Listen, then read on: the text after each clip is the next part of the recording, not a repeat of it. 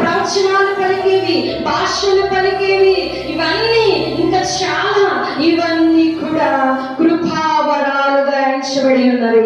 హల్లెలూయా, హల్లెలూయా. ఎవరో స్వస్థత కార్యాలు చేస్తూ ఉన్నారంట, ఎవరో చెప్పిందల్లా జరిగిపోతూ ఉందంట, ఎవరో ఉన్నది లేనట్లుగా చేస్తూ ఉన్నారంట. మరి ఆ పరిశుద్ధులు ఎవరో చూద్దాము అని అనుకుంటాం. అవసరంలా. నువ్వు పరిశుద్ధుడుగా ఉంటే నీకే కృపావరం, నీవే అద్భుతం చేయగలవు, ఉన్నవి లేనట్లుగా చేయగలవు, భూమి తలకిందులుగా చేయగలవు, మరి ఏదైనా చేయగలవు, రోగిని స్వస్థపరచగలవు, మరణ ఛాయలో ఉన్న వాడిని లేపగలవు, నీవు ఏది పలికితే అది జరుగును, ఉన్నవి లేనట్లుగా నీవు పలకగలవు. భూమి యందు నీవు ఏది విప్పుతావో ఆకాశమందు అది విప్పబడును, ఆకాశమందు ఏది బంధిస్తావో అది భూలోకమందు బంధింపబడును. నీ నోటిలో అంతటి శక్తి ఇచ్చాడు, నీ యొక్క పలుకులో అంతటి శక్తి ఇచ్చాడు, నీ చూపులో ఇచ్చాడు, అన్నిటిలో ఇచ్చాడు. ఎప్పుడు ఇచ్చాడు? పరిశుద్ధాత్మ వరమును పొందుకుంటే. ఎప్పుడు ఇచ్చాడు? ఆ పరిశుద్ధాత్మ వరము తర్వాత కృపా వరము నీకు అనుగ్రహింపబడితేనే.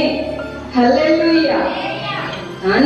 కానీ చాలా మంది భక్తి జీవితాలలో పరిశుద్ధాత్మతోనే ఆగిపోతూ ఉన్నారు, కానీ కృపయాడై కృపావరం రాకలా. ఎందుకని రావట్లా అంటే, బాప్తిసం తీసుకున్నాము 10 రోజులు లేదా ఒక సంవత్సరం చాలా పరిశుద్ధుడిగా ఉంటాము, చాలా పరిశుద్ధుడిగా. పుట్టిన బిడ్డ ఎంతో చక్కగా ఉంటాడు. వాడు 4-5 ఏళ్ళు గడిస్తే కదా వాడి నోట్లో నుంచి బూతులు, వాడు చేసేవన్నీ అల్లరి పనులు. పుట్టినప్పుడు ఏమైనా మాట్లాడతాడా? సైలెంట్ గా ఉంటాడు. తర్వాత వాడి అల్లరంతా బయటపడుతుంది. అలాగునే ప్రతి క్రైస్తవుని జీవితం కూడా అలాగులా మారిపోయి వరము దగ్గరే ఆగిపోయారు. కృపావరాలు పొందుకోలేకపోతున్నారు. అద్భుతాలు చేసేవారు, ఆశ్చర్య కార్యాలు చేసేవారు, స్వస్థత కార్యాలు చేసేవారు నీలాంటి నాలాంటి మనుషులే. వారికి కూడా ఒకే రక్తము పంచబడి ఉన్నది.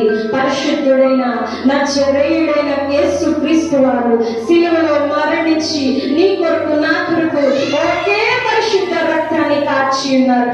ఒకే విధముగా పాప క్షమాపణ ఇచ్చి ఉన్నారు. ఒకే విధముగా పరిశుద్ధాత్మను కురిపిస్తూ ఉన్నారు. ఒకే